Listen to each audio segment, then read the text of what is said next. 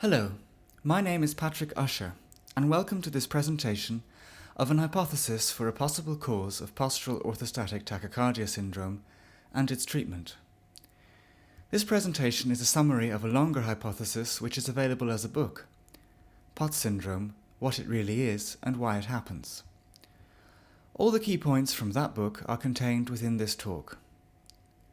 The book elaborates on some of these points further and provides testimonials of ex-POTS patients who recovered by following the Dynamic Neural Retraining System, an intensive 6-month Limbic System rehabilitation program founded by Annie Hypo. Much of the science concerning neuroplasticity, or brain change, in this talk is indebted to the work of Annie Hypo. Before we begin, it is important to note 3 things. First, this hypothesis has not been written by a medical professional or medical researcher, but by someone who had POTS syndrome, recovered using the Dynamic Neural Retraining System, and then set out to see if the idea of a limbic system impairment could explain pre-existing medical findings on POTS. I fully admit that I may have got some things wrong, or that even if the general argument is along the right lines, certain specific points may be incorrect. I ask the listener's forgiveness for any errors. In any event, it will be up to medical researchers in the future, if they see any merits in the conclusions put forward, to expand upon them and refine them further.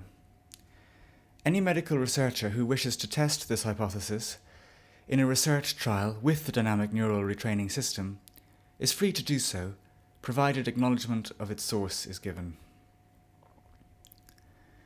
Secondly, this talk is not a how-to-recover guide. Rather, it is an attempt to offer a new explanation for the origins of POTS and to discuss a treatment modality that has had noticeable success with POTS patients. Accordingly, this hypothesis is not a substitute for medical advice. Rather, it is merely a possible theory for the condition's cause, and its author does not accept any liability for any harm or damage that may come from following its recommendations. Finally, there are 4 sections in this talk. The first looks at the current medical research on POTS and the main findings so far concerning what is going wrong at a physiological level in those who have the condition. The second section considers in detail the idea that a part of the brain known as the limbic system, which is the starting point of the nervous system, can become impaired following certain kinds of events. The third section maps this idea of limbic system impairment onto the pre-existing research into POTS and aims to show how this research can best be explained by reference to this idea of limbic system impairment. And the fourth and final section considers what is needed in order for the root cause of the condition to be treated effectively and what biological healing needs to take place. With these preliminaries in place, let us begin. Section 1. What we already know.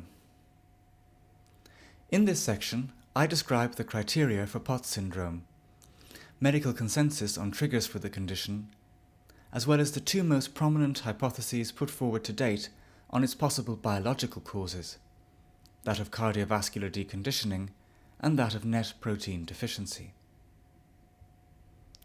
Criteria and symptoms. Postural orthostatic tachycardia is a syndrome. Syndrome is an important word, for in a medical context, it means a range of identifiable symptoms for which no cause has as yet been identified. Of course, as anyone familiar with the POTS literature will know, various causes have been postulated, but the evidence has not yet been definitive enough to choose one possible cause over the other. For now, its origins remain mysterious and elusive. Nevertheless, for a condition with so many difficult, even debilitating and disabling symptoms, it must be caused by something. That much is common sense. Let us review the main criteria for POTS. As the name implies, the condition's symptoms are most manifest when the body's posture becomes upright or orthostatic, whereupon there is also a very fast heartbeat. Of course, the heart rate of the healthy person also increases from supine to standing, usually by 15 to 20 beats per minute. but the heart of the person with POTS increases by at least 30 beats per minute, and for many it increases by 40, 50, or even 60 beats per minute upon standing. Professor Raj of Vanderbilt University describes this essential criterion for POTS as follows. The most striking physical feature of POTS is the severe tachycardia that develops on standing from a supine position. Normal subjects commonly develop a transient tachycardia within the first minute of standing that should not be mistaken for POTS. A sustained heart rate of 30 or more beats per minute is considered diagnostic of orthostatic tachycardia. Having said this, it would be most misleading to think of this supine to standing heart rate increase as the only symptom one finds in the POTS patient, or indeed to assume that the patient is only affected upon standing. For this change in heart rate is accompanied by a range of other symptoms that can be debilitating. As Lowe and Sandroni write, the following orthostatic symptoms occurred in more than 75% of subjects: lightheadedness, dizziness, lower extremity or diffuse weakness, disequilibrium, shakiness. Other autonomic symptoms were dry eyes or mouth, gastrointestinal complaints of bloating, early satiety, nausea, pain, and alternation of diarrhea and constipation. Fatigue is a significant complaint in about half of patients. Furthermore, around 1/3 of patients faint upon standing up, a feature for some POTS patients which makes the condition not just debilitating, but disabling. Triggers. There is a consensus amongst medical researchers that POTS nearly always seems to follow some kind of triggering event, such as the following: a virus such as mononucleosis, or another illness such as Lyme disease, a surgery, serious physical injury, or pregnancy, a traumatic event, whether physical or psychological.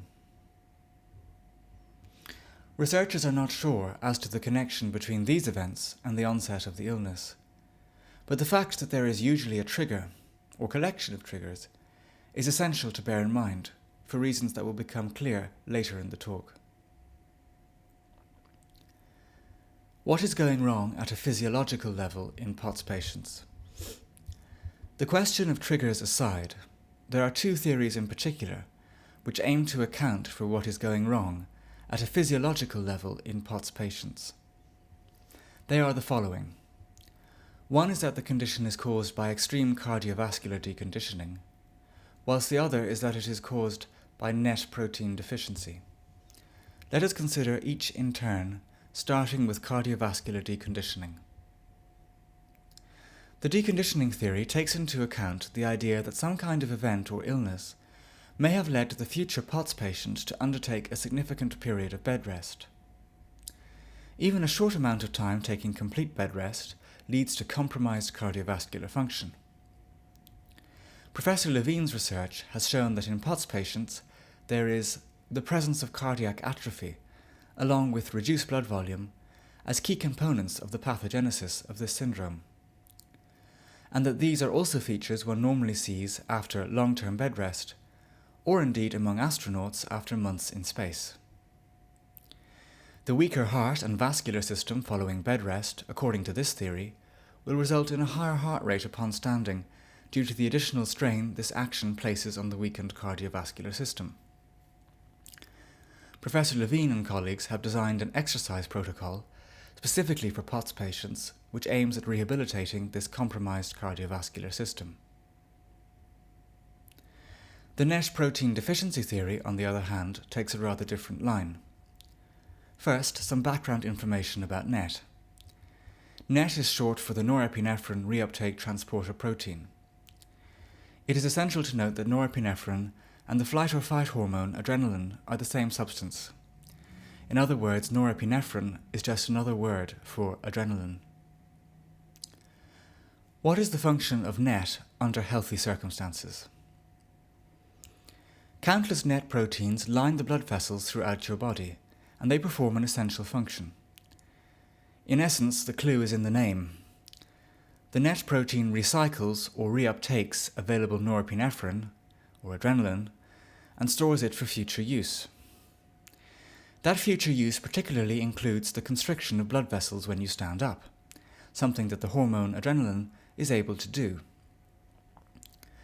The constriction of blood vessels upon standing is an essential adaptation the body must make, as it leads to an efficient vascular system upon standing up, which places less strain on the heart. There is less strain involved for the heart, as there is less of an overall area for it to cover in pumping blood around the body following this vascular constriction. So much for the function of NET in the healthy person.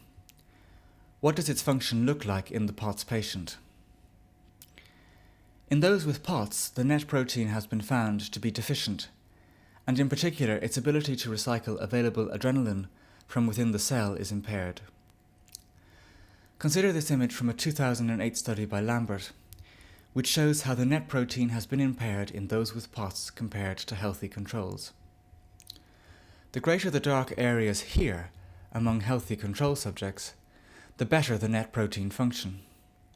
Whilst, as you can see amongst the POTS patients, there is very little NET protein activity. For some reason, the NET protein in POTS patients has ceased to work properly. So what is the direct result of this NET protein deficiency? There are two consequences. The first is that the NET protein does not recycle as much adrenaline into nearby cells as it should, with the result that the adrenaline stays instead in the bloodstream, leading to feelings of shakiness and being on edge. The second and more significant result is that the blood vessels only constrict partially upon standing, or in severe cases not at all. This means that there is an increased overall area of blood which the heart must cover in order to maintain blood flow throughout the body and to the brain. This explains why the heart beats so much faster in those with POTS. The blood vessels remain significantly dilated upon standing up, and the heart has much more work to do to compensate for this state of affairs. One might add at this point that, in light of this, thinking of POTS as a purely cardiac problem is surely misguided. It is more a vascular problem for which the heart must compensate. Why should the NET protein become deficient? This is the million-dollar question that has occupied researchers ever since its deficiency in POTS patients was first discovered. The main line of research has been to see if there is a genetic cause, and indeed it was found by research carried out at Vanderbilt University that one family carried a specific genetic mutation that could explain this NET deficiency. This news was met with great excitement by the medical community, but that excitement was short-lived. For further research into hundreds of other patients with POTS found that there was no genetic link at all that could explain their NET protein deficiency. The family with the genetic mutation was an aberration. As the Vanderbilt University website notes, for several years we looked for this genetic mutation in other POTS patients. We have not found any other non-related patients to have this same loss of function mutation. In other words, the actual cause of NET protein deficiency still remains a mystery. Let us now conclude this section. We have considered the basic symptoms and criteria of POTS, the fact that it is preceded usually by a triggering event, and the two principal theories for its biological origins, which, as you have seen, are very different. With all this in place, we now turn to consider something else entirely, a part of the brain known as the limbic system.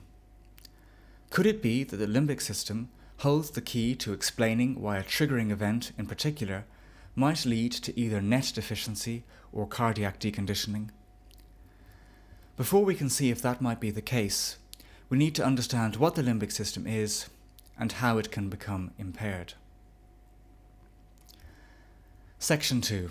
Towards a new hypothesis. An overview of the limbic system and limbic system impairment. Before I proceed further, I wish to note that what follows about the limbic system and limbic system impairment owes much to the book by Annie Hopper, Wired for Healing: Remapping the Brain to Recover from Chronic and Mysterious Illnesses. The limbic system is a primitive and pre-rational part of the brain, which is responsible for our flight or fight system. It is accordingly the starting point of the nervous system and responsible for sending messages to the nervous system that activate its flight or fight response, the so-called sympathetic response, or its rest and digest response, the so-called parasympathetic response. In this section, I shall detail precisely what I mean by an impaired limbic system and how this impairment has a knock-on effect on the entire nervous system.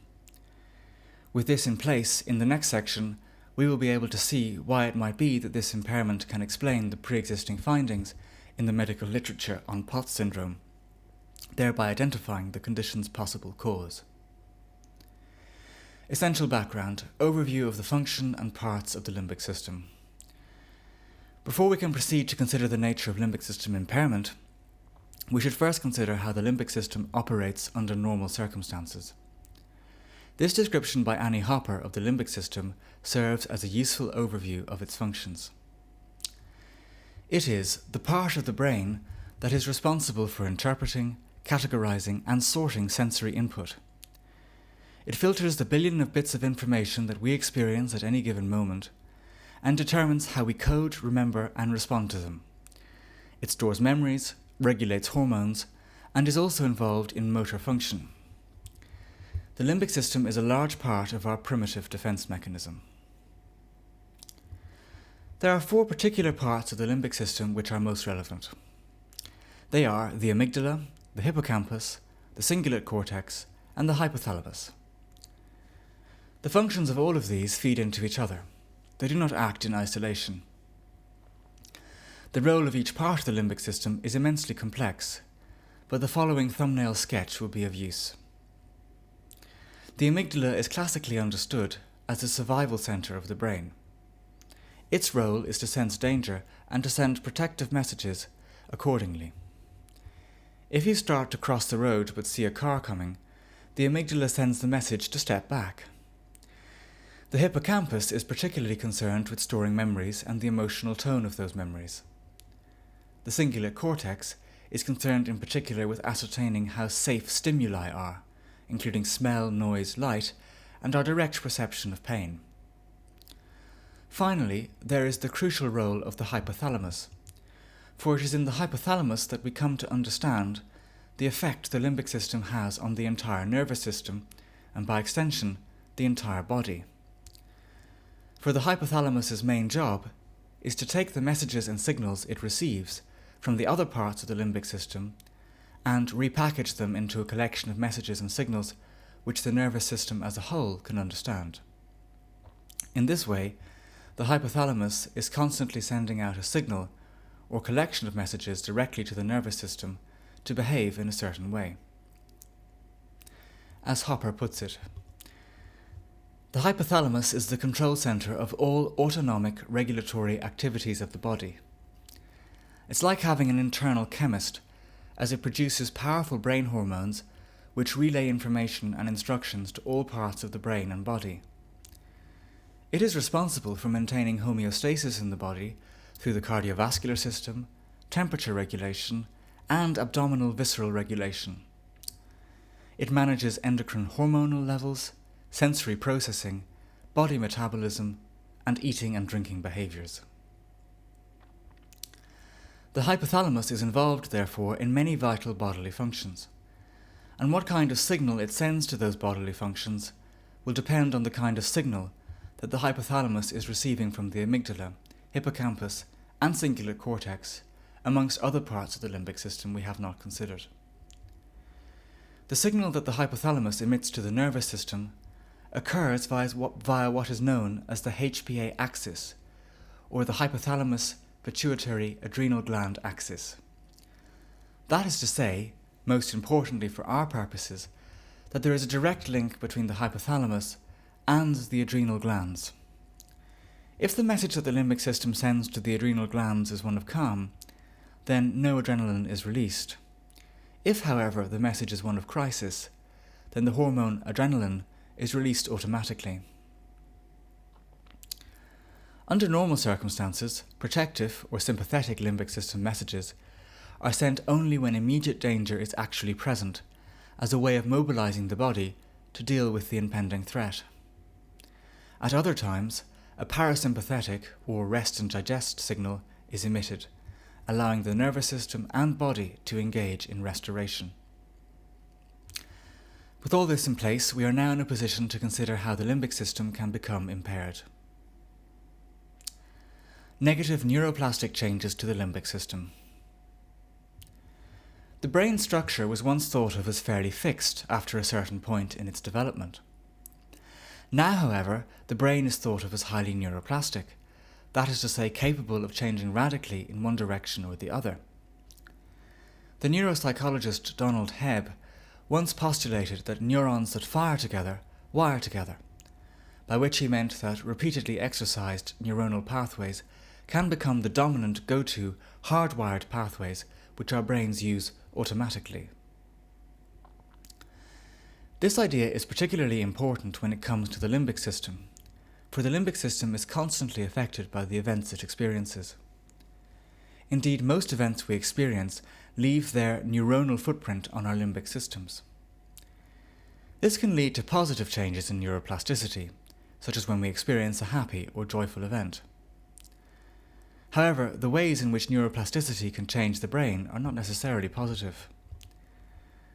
The case of post-traumatic stress disorder, PTSD, is an excellent example of how the primitive flight-or-fight limbic system can be deeply affected by an extremely negative event, such that the limbic system enters a kind of crisis state, a state marked by high anxiety, flashbacks, and increased sensitivity to stimuli, especially noise and light.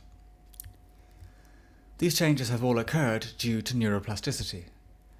An initial traumatic event causes widespread neuronal disruption within the limbic system, leading to that more primitive part of the brain to rewire itself to a higher state of overall alert, leading in turn to increased generalized anxiety and sensitivity towards the environment. The immediate threat may have gone, but neuroplasticity following the initial event leads the brain to remain stuck in a state of hypervigilance. The primitive limbic system believes the danger still to be present, even if the rational part of the brain knows this not to be the case. But, and this is the crucial point, the full extent of the kind of events that can lead to negative neuroplastic changes in the limbic system has not been understood fully. It is easy to grasp why being in a car accident or a war zone may lead to PTSD, but there are many other kinds of events that can also lead to highly impaired limbic system dysfunction.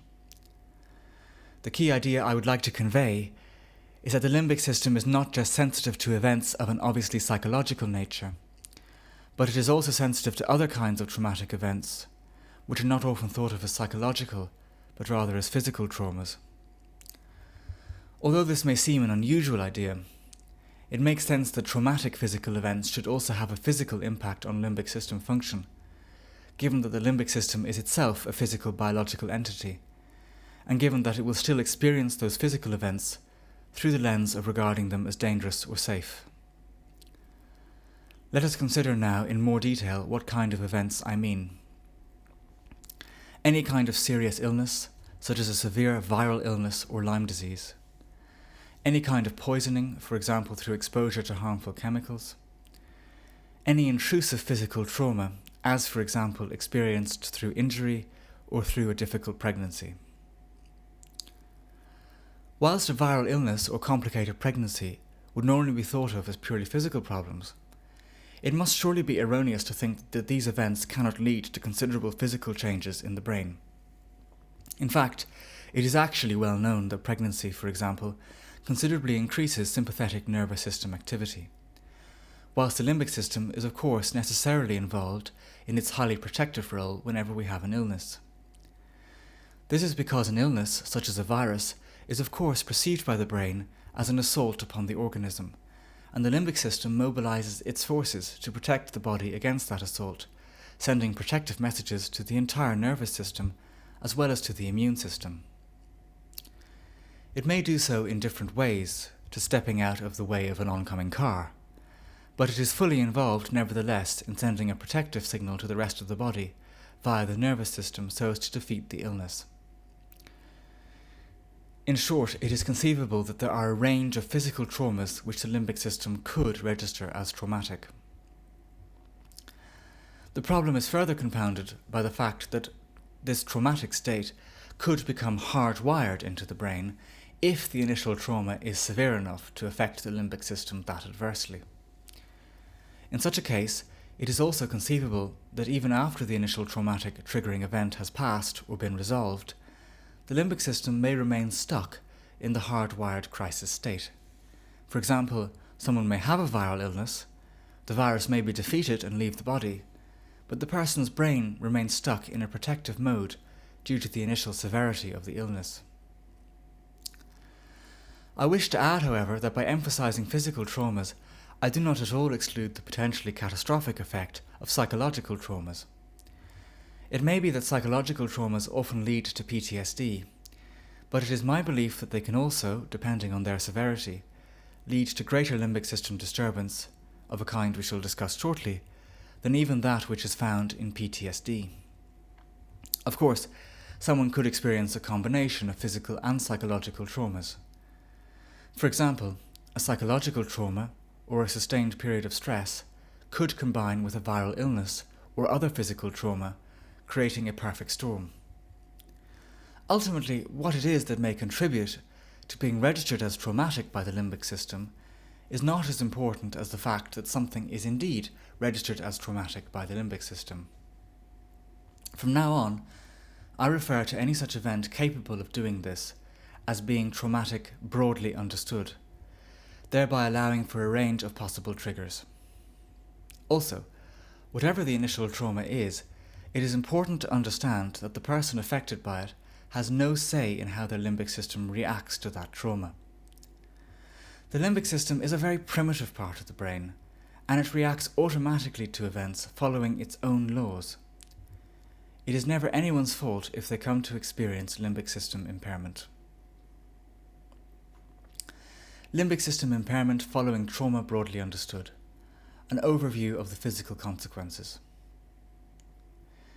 Having set down the idea of the possibility of limbic system impairment following a trauma, broadly understood, we should now consider what the physical effects of this kind of hardwired state of crisis might be.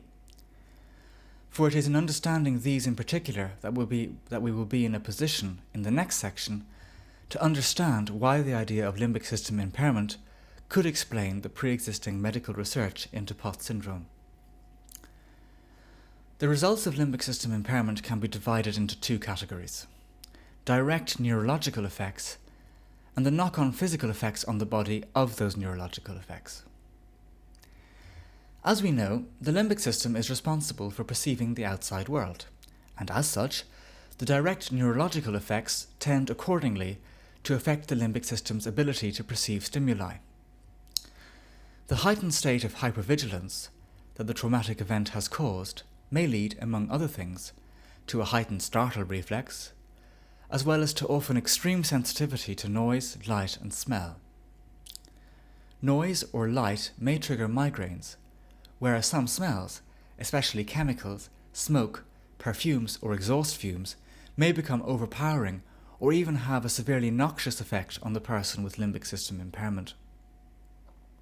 But the limbic system is also, as we have seen, connected to the entire nervous system via the HPA axis. When the limbic system is in crisis, the signal emitted via the HPA axis to the nervous system, and therefore to the whole body, is also one of crisis. Indeed, if the traumatic state in the brain becomes hardwired, then the resulting signal to the nervous system is also hardwired, and it becomes constant and not just intermittent. This leads, inter alia, to the frequent release of adrenaline, norepinephrine, as well as malfunction in all rest and digest aspects of the nervous system. As a result, mitochondrial function collapses, leading to low energy, and the immune, thyroid, and other hormonal systems that depend on healthy nervous system function become compromised. Summary of a limbic system in crisis. The following 4 points summarize what we have discussed in this section. The brain, especially the limbic system, is very vulnerable to experience, and its structure changes in response to life's events. Given this fact, traumatic events, understood broadly to be events registered as extremely dangerous by the limbic system, including illnesses and many other events which are not obviously psychological triggers, can cause widespread negative structural changes in the limbic system. 3. These widespread negative structural changes lead to the dominance and hardwiring of traumatic neurons in the limbic system. That is to say, it enters a chronic state of crisis, even though the initial trigger, the viral illness or other traumatic event, may no longer be present. 4. The physical effects of this are that the limbic system stimuli, processing centres, enter a state of chronic hypervigilance, and the HPA axis constantly emits a crisis signal involving the release of adrenaline. In turn, this leads to the nervous system malfunctioning, with the sympathetic branch dominating, leading to widespread changes in energy production, the endocrine and hormonal systems, and many other essential aspects of the body's health. Section 3. What POTS syndrome really is. We now come to the crux of this talk, to understand what POTS syndrome really is. In short, it is a form of limbic system dysfunction due to a severe maladaptive flight or fight response that has become hardwired in the limbic system following a traumatic event, broadly understood. As we saw in the first section, conventional medical research already acknowledges that a triggering event tends to precede the onset of the condition, and as such, the hypothesis I am putting forward takes that particular aspect of the research into POTS very seriously. There must be some reason why there is a triggering event, rather than the condition happening just out of the blue. I hope now to show you exactly how it is that taking into account the idea of a trauma-induced limbic system crisis in response to a triggering event can explain pre-existing research. You will remember from earlier in this talk that there are two main schools of thought as to what is going wrong at a physiological level in the POTS patient. Either the main causative problem is cardiac deconditioning, or it is net protein deficiency. I'll put my cards on the table. Of these two, I believe that net protein deficiency can be explained entirely by the limbic system hypothesis, whilst cardiac deconditioning does not point to the cause, but to an understandable side effect of having such a debilitating condition, a condition which is hardly conducive to exercise. How can net protein deficiency be explained by limbic system dysfunction? Very simply, but before I explain why, first remember these 3 points. 1. The cause of net deficiency has been shown not to be genetic, therefore it must happen for some other reason. It can't become deficient just because it feels like it. 2. Norepinephrine and adrenaline are the same substance. 3. When the limbic system is in crisis, the HPA axis is always active with sympathetic activity, and adrenaline is being released nearly all the time. With these 3 points in mind, consider the following scenario, which will explain why NET becomes deficient. Someone has a viral illness which is perceived by the brain as traumatic. The limbic system rewires itself into a hardwired crisis state and stays there, even after the virus has left the body. This hardwired crisis state leads to the constant and clockwork-like release of adrenaline. The NET protein, whose job it is to recycle available adrenaline, can only cope with these extra waves of it for so long. In the same way that a muscle cannot be contracted forever, so too does the NET protein reach a breaking point, after which it can no longer do its work. After all, it has not been designed to deal with a constant supply of the hormone. It breaks down, therefore, and becomes deficient, no longer strong enough to do its job, able neither to constrict the blood vessels as it should, nor to recycle the available norepinephrine. The result, as we saw earlier, is twofold: that the blood vessels remain too dilated upon standing, and as a result the heart must beat faster to compensate so as to maintain blood flow over a larger area, and secondly, that more and more adrenaline spills out into the bloodstream, leading to feelings of shakiness and also to extra sympathetic strain on the heart. In short, the idea of a limbic system impairment seems to be the missing link that could explain why the NET protein should become deficient. Indeed, if this theory is along the right lines, then a far more accurate term than POTS for the condition would be LSIND, LSIND, or limbic system-induced NET dysfunction. Case study: how illness can lead to limbic system maladaptation and POTS. The following testimony of a person I contacted online shows precisely how a severe illness can lead to the initial crisis within the limbic system as we have just described it. The testimony reads, "The onset was extremely sudden. My POTS consultant described my symptoms as acute. Having been previously healthy, after around only 5 or 6 days into a holiday abroad, I was hospitalized. The consultant found a parasitic infection in my stool sample, Entamoeba histolytica, and from this point my health deteriorated drastically. In the immediate midst of my illness abroad, I suffered with light and noise sensitivities. My startle reflex was through the roof. I couldn't read and scroll through text on my iPad or mobile, and the flickering and light emitted by the TV would set my symptoms off tenfold, especially the adrenaline surges. I was hypersensitive to noise. Any normal sounds would startle me, and anything louder than normal, a door closing or a suitcase being moved across the tiled floor, would ruin me. The adrenaline was so intense I would lose all colour in my extremities, sweat profusely, tremor for up to 45 minutes, and battle for consciousness. The adrenaline was so constant and intense that I felt as though I had been poisoned. I couldn't move my line of sight from a focal point on the wall, as my horizon would rock backwards, and I would feel as though I would black out. I had many nights when, if I closed my eyes, the adrenaline would pump through my body at an alarming rate, and I was stuck in a perpetual cycle where I was battling consciousness." Everything we have discussed is present and correct here.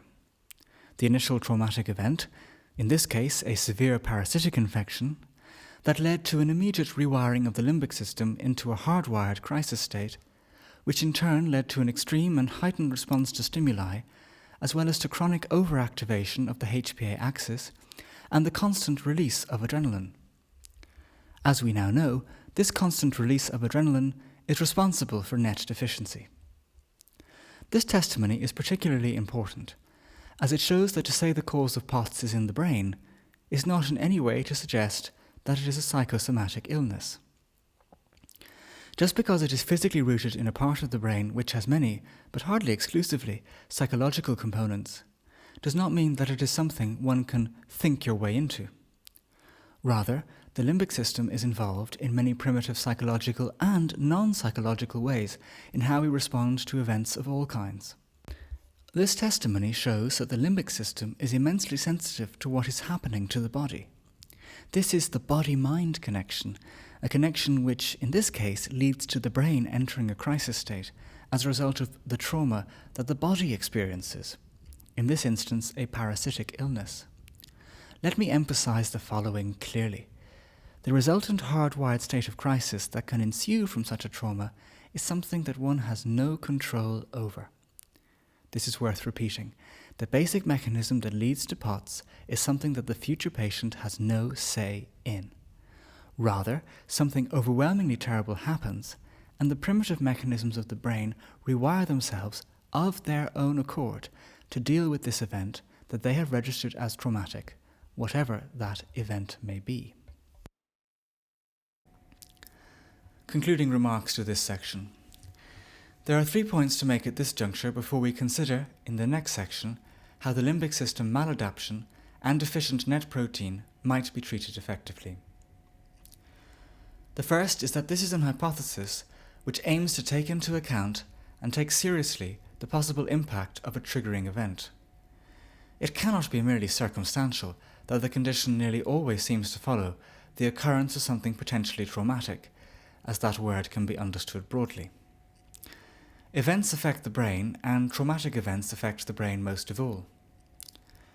It seems to me far more likely that a hardwired state of crisis in the limbic system following such a traumatic event is a far more credible catalyst for the condition than the idea of a period of prolonged bed rest.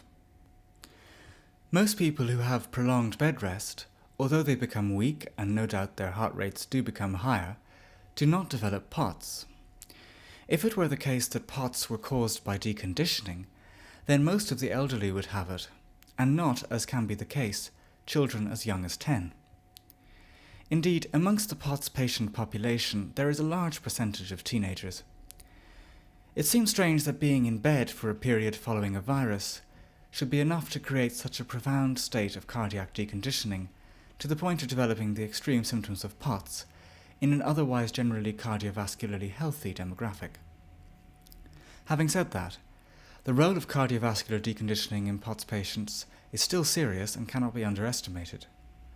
Although it should arguably be understood as a secondary effect of having the illness in the first place, any sensible treatment protocol should include graded exercise with the ultimate aim of full cardiovascular reconditioning. Secondly, I would like to counter a possible objection to the theory just put forward. Sometimes on the internet, you find the idea suggested that the deficient net protein is somehow requesting the additional release of adrenaline, and that, therefore, the nervous system constantly firing off is merely the body's way of helping the deficient net protein. This gets things completely the wrong way round, for the net protein is not in a position to call for the release of adrenaline at all. Only the limbic system and the brain, medically and scientifically speaking, are capable of calling for the release of adrenaline. The net protein of its own accord is not capable of commanding the brain to do anything. The brain is the organ that makes the decisions that affect the nervous system. It cannot be otherwise. Thirdly, there are of course other problems occurring at a physiological level in the POTS patient which I have not discussed in this talk, primarily because of all the physiological problems that have been identified in POTS. Net protein deficiency seems to be the key change that is central to the condition as a whole. However, other problems that have been identified can also be explained by reference to limbic system maladaptation. These are considered in Chapter 3 of the book on which this talk is based, and include changes to the renin-angiotensin-aldosterone network and problems with mast cell activation. In the book, I also outline how limbic system impairment can explain related conditions such as chronic fatigue syndrome, fibromyalgia, and irritable bowel syndrome.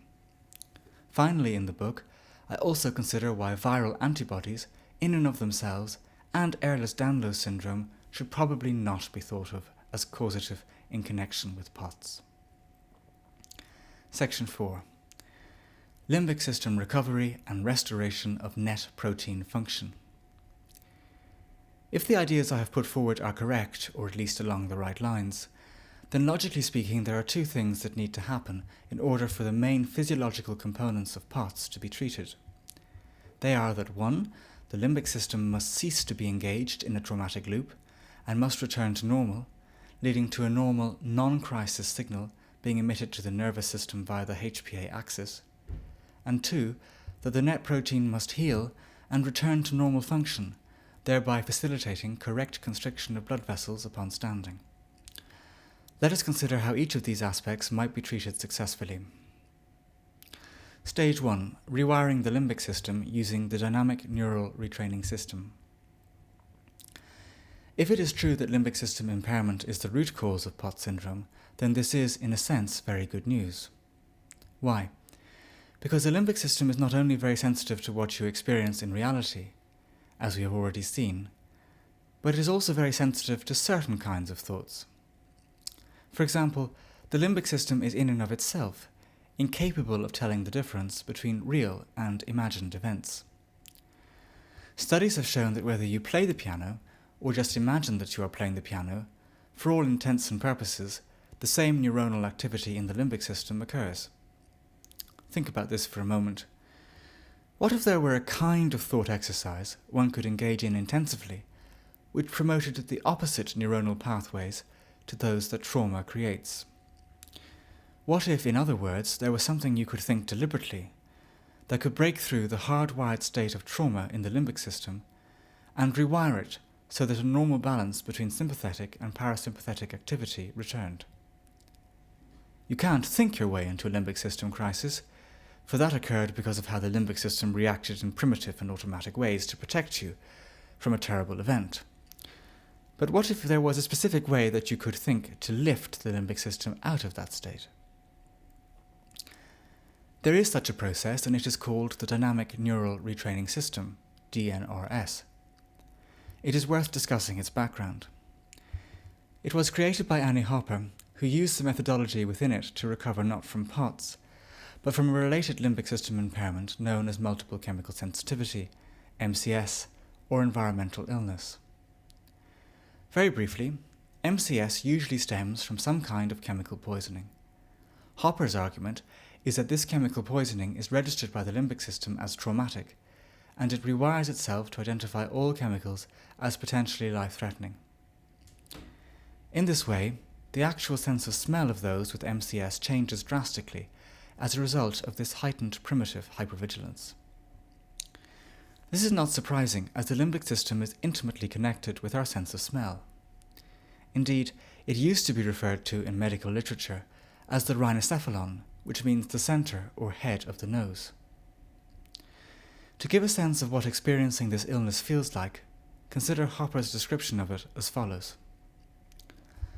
I literally felt like I was being poisoned by everything around me. I could no longer wear my usual clothes because I was repulsed by the chemicals in the detergent residue, which had morphed into some kind of putrid and toxic smell.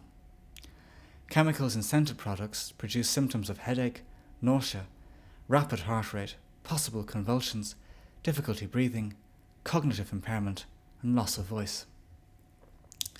This was followed by complete exhaustion, muscle pain, and twitching, which could last for a number of days after any exposure. Given the drastically negative effects to her ability to smell, and the chronic sympathetic response that smell provoked in her, Hopper deduced that the condition had a physical neurological origin in the limbic system. Her interest in the field of neuroplasticity led her to evidence of how others with neurological illnesses were able to rewire their brains.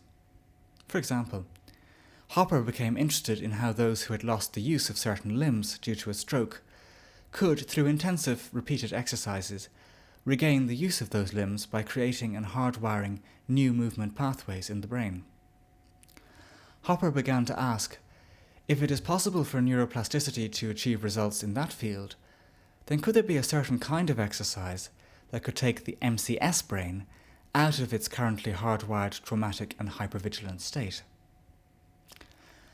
Hopper subsequently identified the right exercises that would counteract her limbic system impairment, practiced them intensively over 6 months, and subsequently recovered from MCS and set about teaching others how to do the same. Hopper has also been invited to medical conferences, workshops, including the American Academy of Environmental Medicine AAEM conference in 2013, to speak about how limbic system dysfunction can lead to chronic illness, especially illnesses for which the cause has not as yet been identified.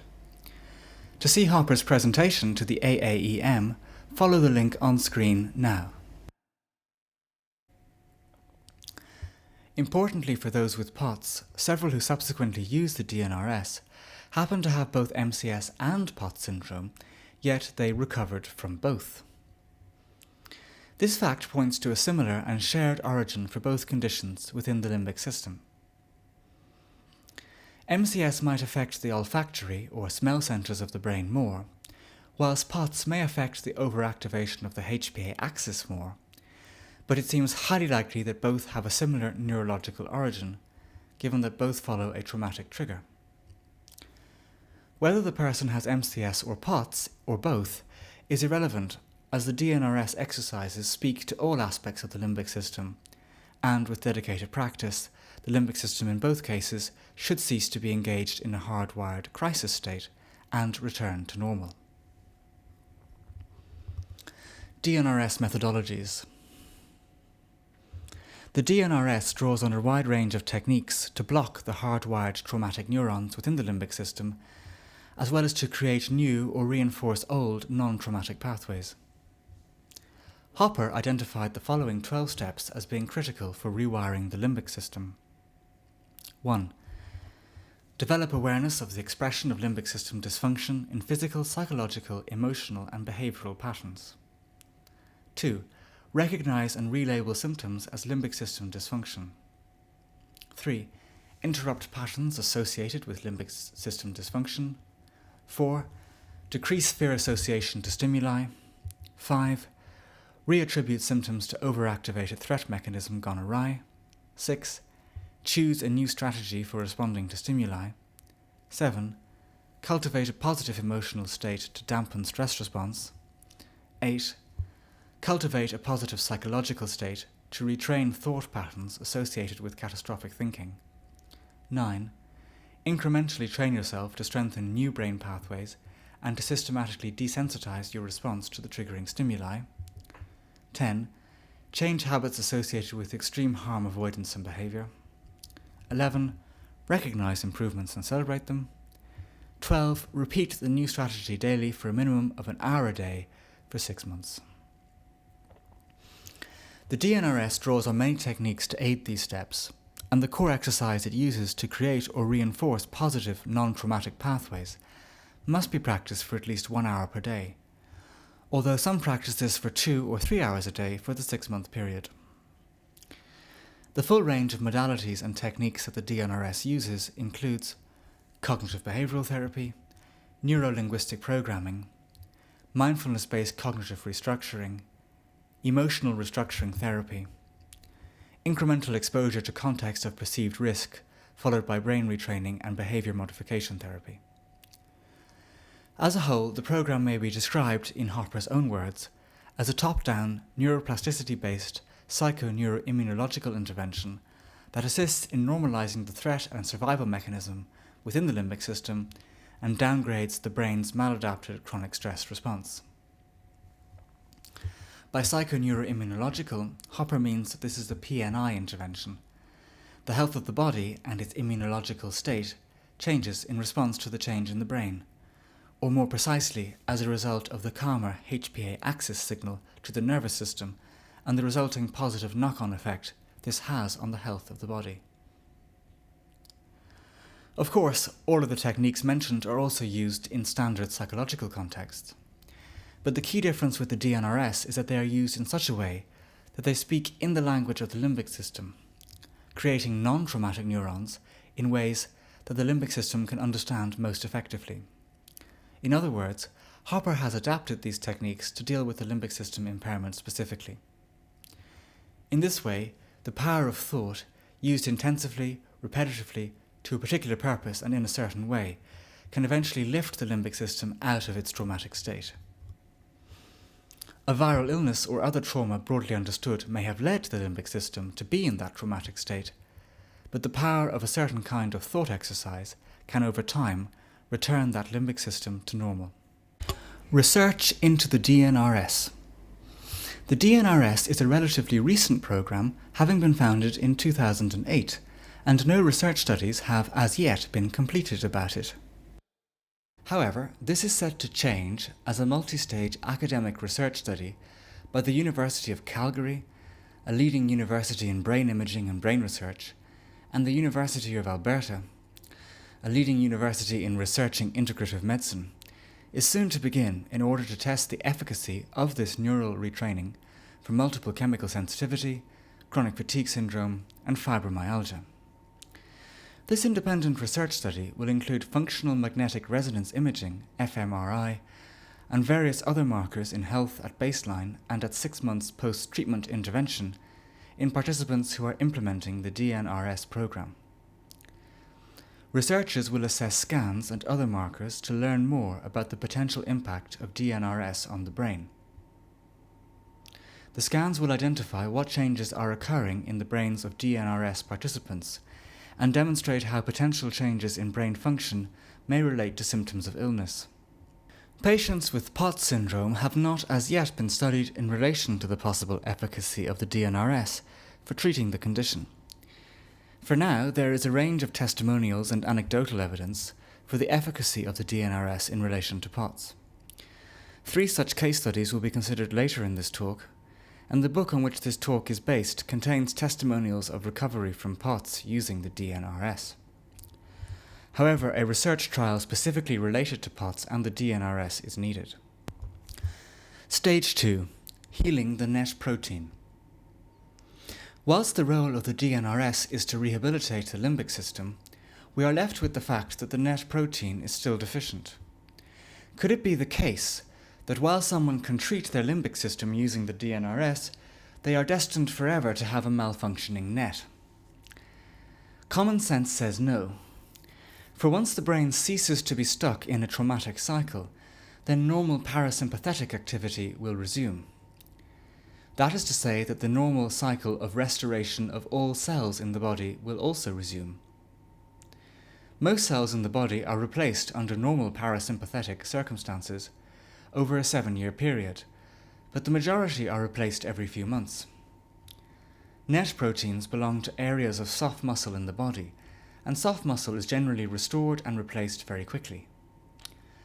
Judging from online testimonials and the reduction in heart rate that those recovering from POTS using the DNRS can experience, it would seem that a period of 3 to 6 months from the point where a normal balance of sympathetic and parasympathetic activity returns should allow for the slow but steady healing of NET. One will know that NET has healed when the supine to standing heart rate differential is consistently in the 15 to 20 beats per minute range or lower.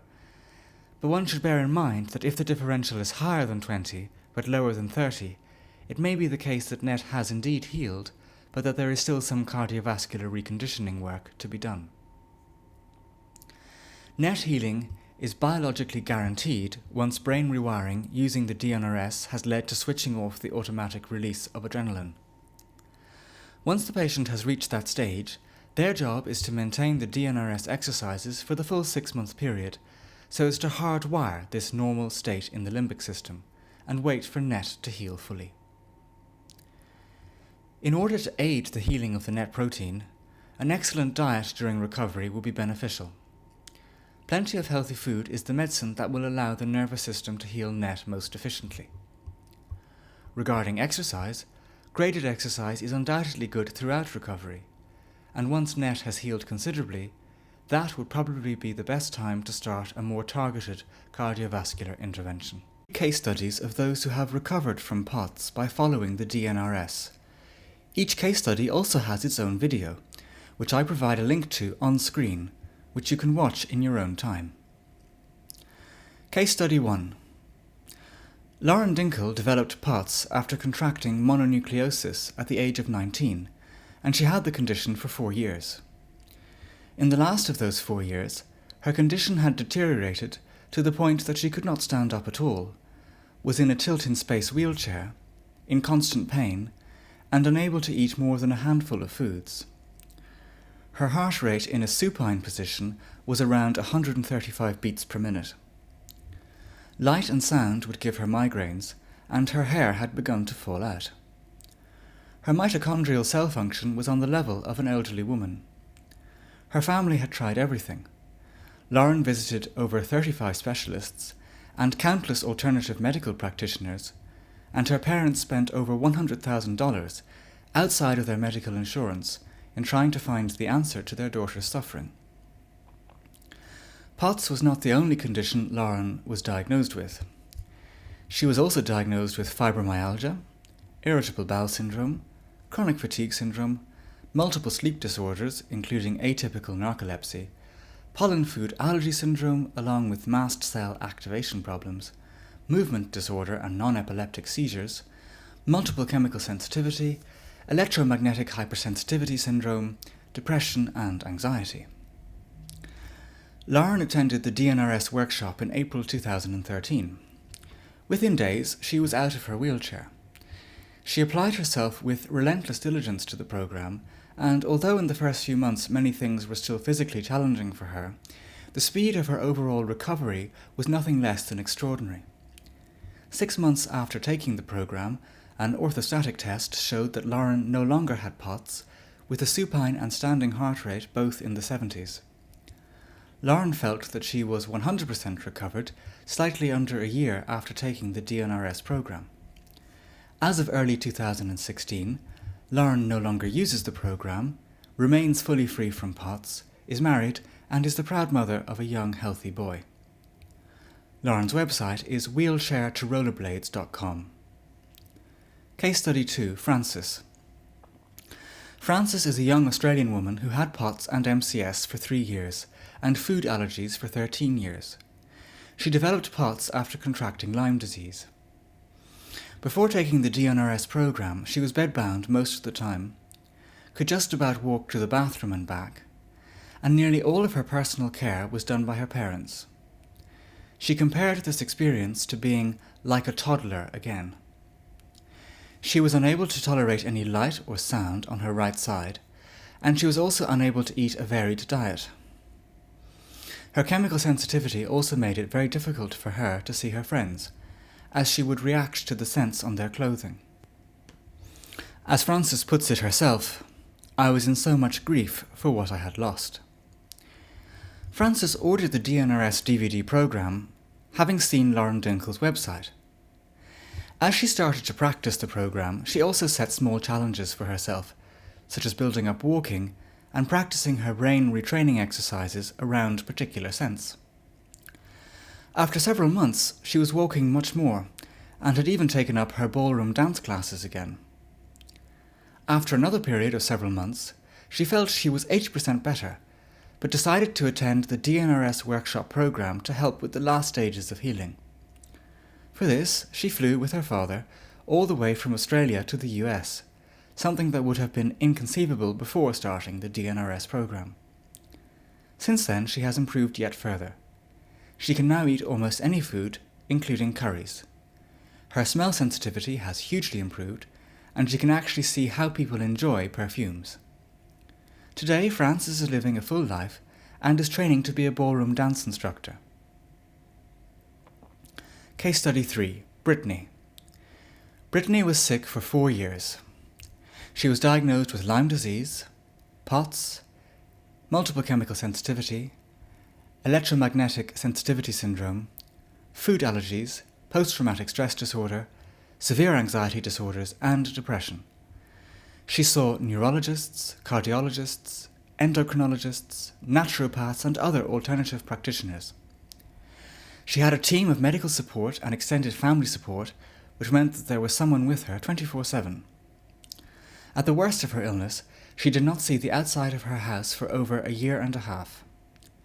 She spent over $300,000 in pursuing different treatments, some of which helped a bit, but some of which also made her condition much worse. She was in tremendous pain, unable to stand, and she would go into convulsions if she attempted to walk. Interestingly, she felt that her nervous system was constantly firing off all the time. She also had blurry vision and was unable to eat more than 5 particular foods for over 18 months. Her condition deteriorated to the point where any treatment or supplement might send Brittany to the emergency room. Brittany ordered the DNRS DVDs, having also heard about Lauren's website. Within the first 3 to 4 days of practicing the program, her mood improved, and she no longer felt so stuck. After several weeks, she started to be able to walk again, and she also gradually expanded her diet, gaining 15 pounds over 6 months. At that point, she attended the DNRS in-person workshop travelling on her own, reporting that her chemical sensitivity was completely gone. She even had her first glass of wine in 5 years, the night before the program. She is now getting her life back, as she puts it, in ways I could never have imagined. Final points, conclusions, and next steps. There are several concluding remarks to be made. Firstly, in the book, I also put forward suggestions as to why the DNRS also treats the other similar or overlapping conditions that often coexist with POTS, including chronic fatigue, fibromyalgia, renin-angiotensin-aldosterone network problems, mast cell activation problems, amongst others. Although I have focused on the most important physiological problem in POTS patients, namely NET deficiency, I think it is highly plausible that limbic system impairment can explain all or most other aspects of the condition. Secondly, although the deconditioning argument does take into account the idea of a triggering event leading to bed rest, I think that, given the fact that the majority of people who undergo a period of bed rest do not develop POTS, points to the more likely conclusion that the significance of the condition being preceded by a triggering event lies elsewhere. Given that the limbic system is highly sensitive to events, and to traumatic events in particular, it seems far more likely that the real significance of the triggering event catalyst is to be found there. I think the limbic system impairment hypothesis is the only hypothesis so far that really considers the importance of the condition usually being preceded by a triggering event. Thirdly, the biggest obstacle to this hypothesis may be the mistaken idea that it is somehow suggesting the cause of POTS is psychosomatic. This objection tragically fails to understand that the limbic system is a part of the brain that one has very little control over. It follows its own laws and reacts automatically to events in primitive ways. It also fails to understand that what is happening in the body can severely affect the brain, the so-called body-mind connection, rather than the mind-body connection. If someone's limbic system enters a state of crisis due to a viral illness, then how can that possibly be the fault of that person? It was simply all automatic on the part of that person's limbic system and nervous system. Indeed, no matter what leads to limbic system impairment, it is never the fault of the individual concerned. The limbic system does its own thing, follows its own laws, and reacts automatically to what happens. Another misunderstanding may come from the fact that, on the face of it, the DNRS looks like it contains only psychological techniques. That objection may run, well, if thinking a certain exercise intensively can get you out of the condition, then surely that implies that thinking a certain way got you into the condition. No, again, that completely misunderstands the complexity of what is going on. A more accurate understanding is the following. Something traumatic beyond the control of the individual led to the limbic system impairment, but because the limbic system can also be affected by a certain kind of thought exercise, it is possible to lift the traumatized limbic system out of that state through dedicated and frequent practice of that exercise. Thought on its own does not lead to limbic system impairment, but it can get you out of it, given enough time and practice. Fifthly, this hypothesis has much more common ground with the idea of calling POTS a form of dysautonomia, or autonomic nervous system dysfunction. However, the term dysautonomia is somewhat misleading, as it may convey the idea that the nervous system is stuck in crisis of its own accord, and it does not consider the role of the limbic system as the starting point of the nervous system, and how, accordingly, if the limbic system could be rewired, then perhaps the dysautonomia could be treated. Lastly, my job is done. Any research study that wishes to elaborate or test this hypothesis further is free to do so, provided acknowledgement of its source is given. Annie Hopper, who founded the DNRS, is keen to hear from any potential research groups interested in collaborating with the DNRS on a research study for POTS. See the contact details below and on the screen in a moment. It seems that in order to test this hypothesis one way or the other, the following tests would be required before and after 6 months of brain rewiring: a tilt table test, net protein function test, levels of norepinephrine in the bloodstream in supine and standing positions, renin-angiotensin-aldosterone network tests, levels of electrolytes tests, tests for mast cell activation, and a quality of life questionnaire. Such tests should show definitively whether limbic system impairment is the root cause or not. Thank you for listening.